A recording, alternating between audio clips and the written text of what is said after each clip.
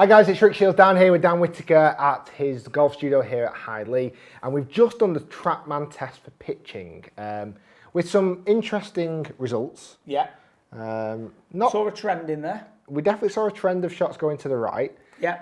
Not overly disappointed with the distance controls. I'm not overly disappointed with the technique, but that's not how you get in the Open. You don't get in the Open with a 2-handicap game in pitching. What would you say the best players in the world? What would you think the TrackMan test for them? What's like a really phenomenal player you've had in here done on that test? 93.8 is the best. And who's that? That's Reese Nehru, who plays for England. Okay. And he's got a handicap of? +3 at the moment. Okay. So that's the target, 93. So I'm a long way off that. If you were to get a Jason Day in here, what do you think he would get? I reckon a top tour player would be getting above 95.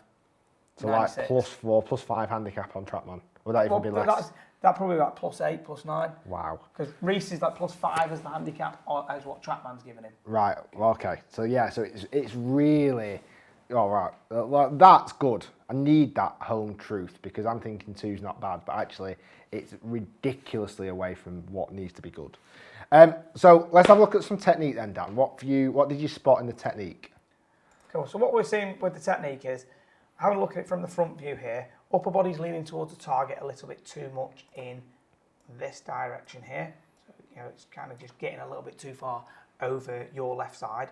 Now, the thing that we're And is that just upper body, that, Dan? That's just the upper body. So rather than your weight being through your left leg, because your left leg wants to be the pivot point, it's your upper body that's leaning there too much. Okay. So you're out of balance with kind of where your spine's going to be aligned. It's definitely tipping too far towards the target. So for you to turn, you're likely going to tilt the upper body in the direction of the arrow, and the lower body is likely to move slightly away from the target this way. So if we actually have a look at what's happening here, we can see that left knee's really kicking in and down. You nailed that, didn't you? You nailed that talk. So that upper body's going towards the target, that lower body's moving away, and that left knee is kicking in way too much. The summary of that, it just looks weak. Definitely. It doesn't look stable at all at that top of backswing position. It looks like if there was any undulation or wind or uneven surface, that would just crumble. Big time. What else we'd see is, because of that, that's where a lot of your long shots are going to come from, because as that left side's collapsing and the upper body's leaning towards the target, that's obviously going to want you to kind of de-loft it a little bit. Yeah. So you're going to have to back out of it a little bit to impact. That's probably why you're missing most of them right, because the face is opening.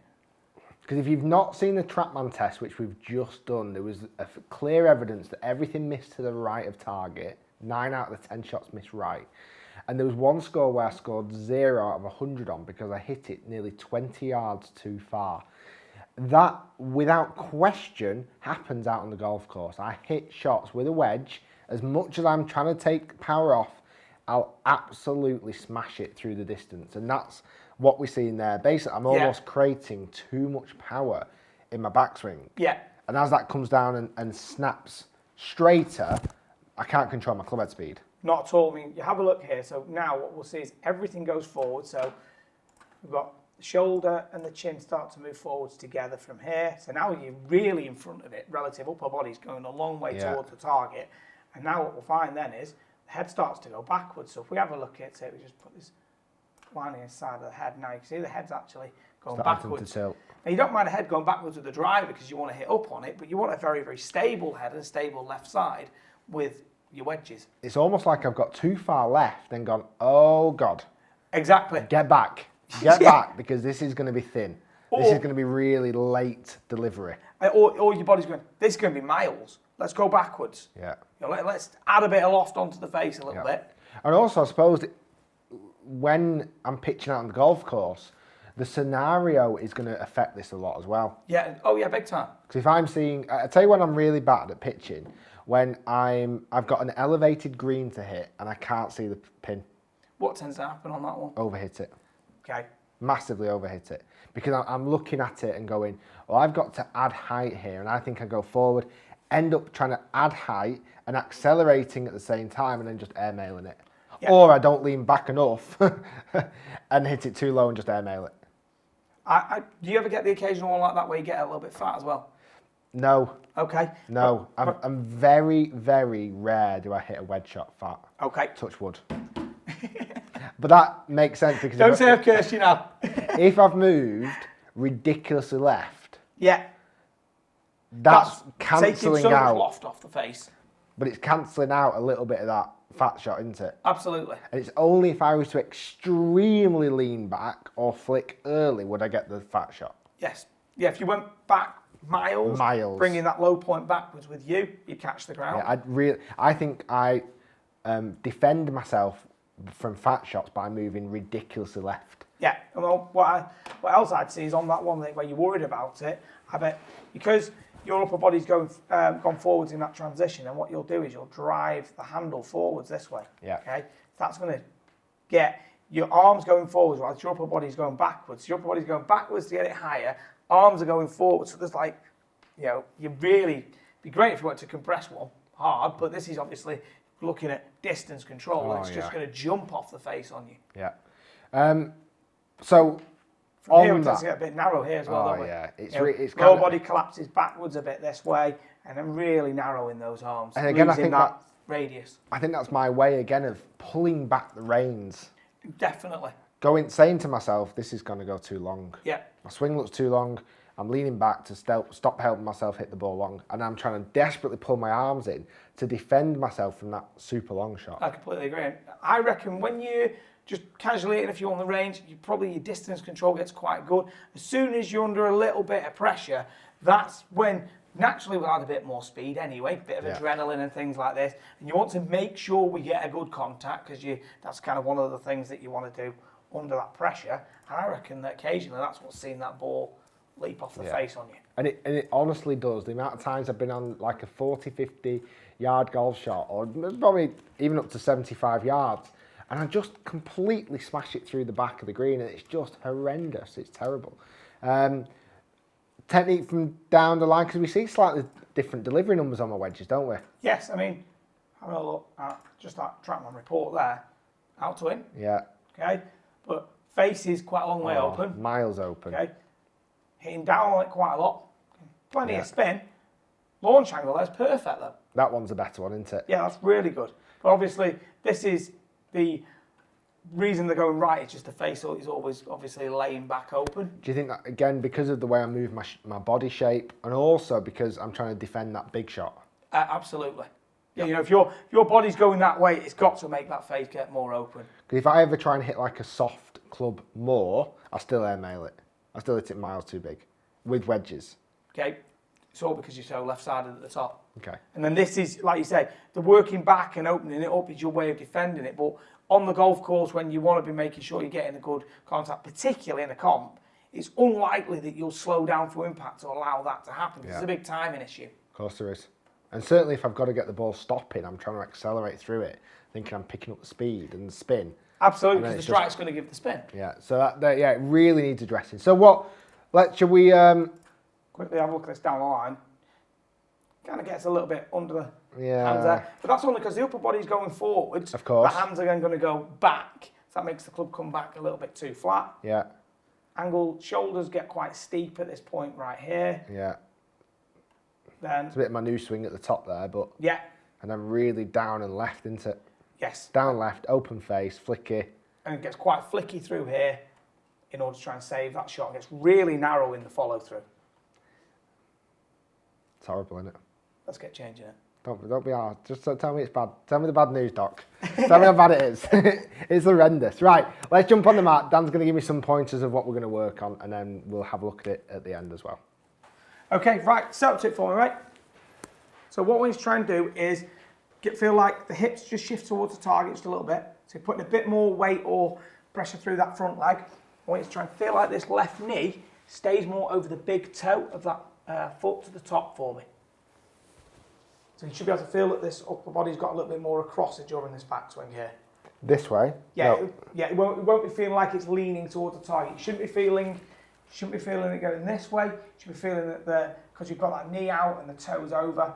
Just show that to camera. If you just turn this way, Dan, just show what you're trying to say there. So what tending to get is going this way to start with, exaggerated. That's obviously creating the de-lofting effect in that in that transition, but it's already starting in the backswing. So just getting the hips a bit more forward, I feel like knee stays over, then the upper body should actually get a little bit more behind. Around. Okay. I mean, it's not going to be a lot, but it's going to feel it compared to where you were. So this is kind of a feel situ.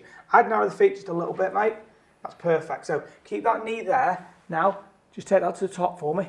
Okay, now from there, feel those hips and this midsection start to walk towards the target for me. Okay, and now then keep coming through from here. So what I want to try and do is get a lot more width in the arms this way. Okay, the pelvis has gone forwards, left side's got a little bit longer, and this left knee's now nice and Very stable. Jason Day, that, isn't it? Absolutely, yeah. Very, you know, hands away from the chest. Yeah. It's super Jason Day at the moment. He's so good at that, isn't he? Yeah, I mean, I was with a pal of mine when I was in Dallas last time, and they've got the 3D stuff from Jason, and when he's done all of the pitching, and they've got all the stuff from that is they're talking about the pelvis or the middle of the body, the rib cage, the arm, and the club. They're trying to get all of it to come through at the same speed. So they call it coasting. So they're trying to get everything to come through together, and they describe it as it's a race between the body and the club, but it's a race that the club never wins. Okay. So the body's always in charge. Yeah, that's a good description of it. So, post that left leg a little bit more. Yeah. I feel like my hip's gone there, fraction. Yeah. Is that okay? Perfect. I'd narrow the feet just a little bit more, mate. Great. And there, and then Jason Day through the ball. And feel like at the end, you'll feel like your belly button and middle of your pelvis has kind of gone up towards the sky just a little bit.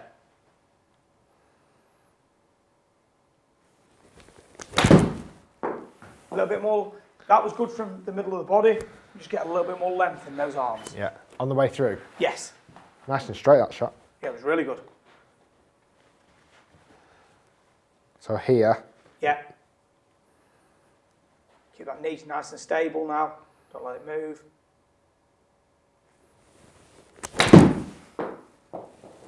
Okay, get a bit more push from that middle of the body for me on the way through. Knee was good though. It feels really stable. Good. It feels like it's like planted. Does it feel like contact's shallower? Yeah, really shallow. It feels a bit thin. Okay. For me at the moment. Yeah, yeah. In the bottom of the face.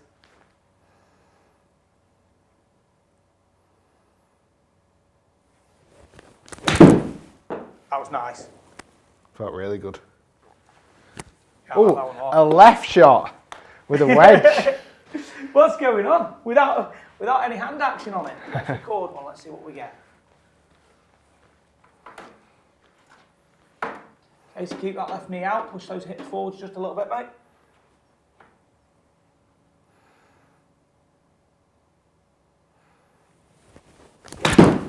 Oh, fatted it.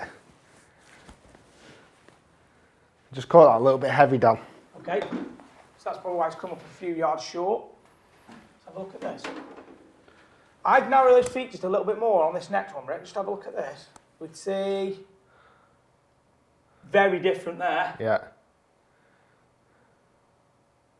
See if you can just get that middle of the body to feel like it's going a little bit more up and forwards.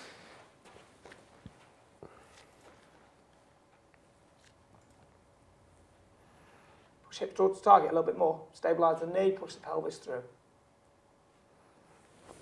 That looks a lot wider on the way through. What did that feel like? Good. Felt like a really good strike. Sounded like you really nipped it. Yeah. Again, it probably feels to me initially a bit thin. Feels like I'm catching it a bit, off, you know, bottom groove like you said initially. Oh, that's good. Much I like that a lot. We'll show you this in a moment, by the way, because we're not screen recording now, are we? No. We'll show you the swing in a moment. That's so much better. Okay. Narrow them just a little bit more. Keep that left knee a little bit more stable. Carry everything through from the middle of the body.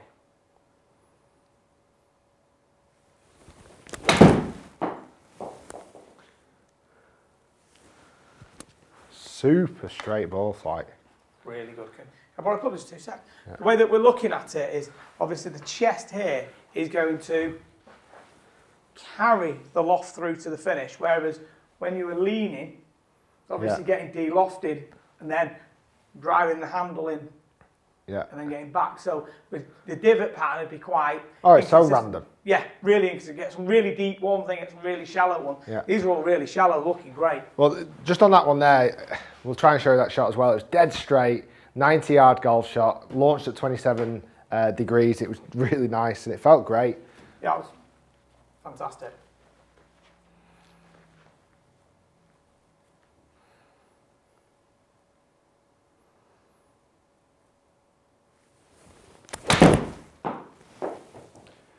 The only thing I feel like when I'm trying to get my hips up, I feel like I'm trying to jump at it to make that happen. Okay. Feels like I'm trying to go like up like that. Okay, let me give you a feel for it then. Okay, so just feel like that stays still so it doesn't move. Just take it back now. Okay, feel like that pelvis just moves towards the target a little bit more in the backswing. Okay, so do it again. Okay, so it's turning a bit deeper in the pelvis in the backswing there, which will make it a lot easier to happen. There you go. Now go from there for it. Does it feel easier? Sorry. Does it feel easier? Yeah. Do it again. You just caught one then in the in the crotch.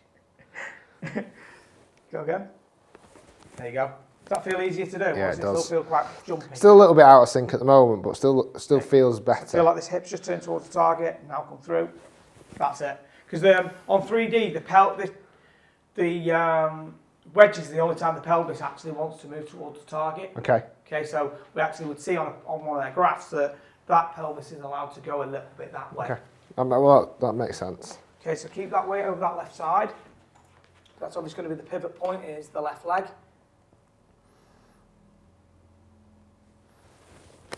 Oh yeah, that was good. Yeah, that's fantastic. Yeah, that made a lot of sense, that. Should you have a look at that swing? Yeah. So now what we can see here is we've got this left knee a little bit more out, so that it feels to you like the knee is kind of out over the edges of the toe. Can we compare that to before, Dan, just to show? I think Certainly. that'd be quite a good little comparison there. So there's the start before. That was the full shot. I think it might be the one after that. It is. At least you spotted it. So we can see here, knee's a little bit more in on this one. And then, as we could see straight away, that left knee was collapsing inwards, and then that upper body was... Oh, right, okay. Let's see next. That looks horrible now, doesn't it? Yeah. Well, look at this one. That looks so stable and centred. Doesn't it? The hips are rotating towards the target slightly. We've not moved off the left side. Looks awesome, that. That's so really much more good. stable. And actually, although the distance of these shots is about the same, because you're rotating and matching everything better, it's actually a slightly shorter backswing. Yeah, not as wristy as well. Definitely not. And it's got a little bit more width, hasn't it, if anything? You know, as in distance from here. Yeah, it looks really good, that. And what we'll see here is obviously the upper body went forwards. Then we got the back out and the narrow in here. Flippy. Whereas now, still see over that left side, now everything is coming through together. Okay, and we're starting to get more width through here. Obviously, it's quite new still at the moment, but yeah, desire a bit more width there. Yeah, and we'd like this feeling of this pelvis to be going a little bit more up that way, just a little bit. Yeah. Okay, which will then give us a little bit more extension. As you can see here, it's just collapsing backwards a little bit more than we want it to. It felt so much better when I actually hit those nicely. It felt like they came off a little bit lower on the club face, but felt spinnier and didn't feel like I could hit it that far. That went 93 yards carry. It launched at 2000. It launched at 27.5, which is what we're saying is optimum.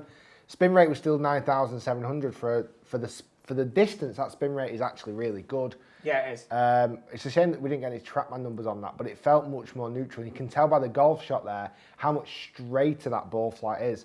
And if we just go down the column just from each one, that's a little bit left, dead straight, a little bit right. And then obviously these ones we're just feeling technique here. Yeah, yeah. But if we go back to that first one, the first one was like 27.9 feet right, and then we go up to here. We're getting closer and closer. 6 foot, 1 feet, 10 feet left, 2.9 feet. So this is good, but also it's really consistent in terms of your yardage numbers there. You know, the last 4 have all been within 4 yards of one another, which at 90 yards, that's going to give you a great score on one of the tests. Huge, yeah. I think once I've bed this in and once I've got more familiar with this, we'll do a test again in a few weeks. Do you think that? Definitely, and then because at least we can then we've got a benchmark now where Yes. we're at, and then in a few weeks' time do another test and see how much of improvement we're making. You can then give me the feedback of what we're getting on the course, and then we can start to tweak the technique further to just give us much more consistent results. And then we're going to get that matrix up, aren't we? That swing matrix. Definitely. And So we've got the different lengths of backswings, which will then give us, we can then control what the yardage is going to be. it's class, isn't it? I went straight with them. I just love that. Fantastic. You know what? Pitching again, it's one of those aspects we overlook. We think that it's okay if I pitch, I'll get better. And that's kind of, again, the mentality I went into this with last year, that actually the more I pitch, the more consistent I would get. But I could hit maybe 4 fantastic golf shots and then 1 real random number. Yeah. And the technique now is designed to be the fact that we don't want to see these random golf shots that are just putting me in so much trouble. Dan, that was awesome, really good. And then we're going to head outside now and do a little bit of work on the golf course, do a bit of pitching, and also we've got a video coming later on 3 ways to help you improve your pitching, things that you can take away and learn and to improve on to help improve your own pitching games. Guys, don't forget to subscribe to Dan and his YouTube channel. He's getting very close to 10,000 if he's not already past that. Please do click subscribe on it, it's completely free to do. And also go and watch some of his videos, he has some great content on there. Guys, thanks for watching, hopefully you've enjoyed the video. Don't forget, loads more to come. Thanks Dan for your time, as always. Let's have one of your beautiful coffees. Get a bit of an action plan for going outside, and we'll see you next time.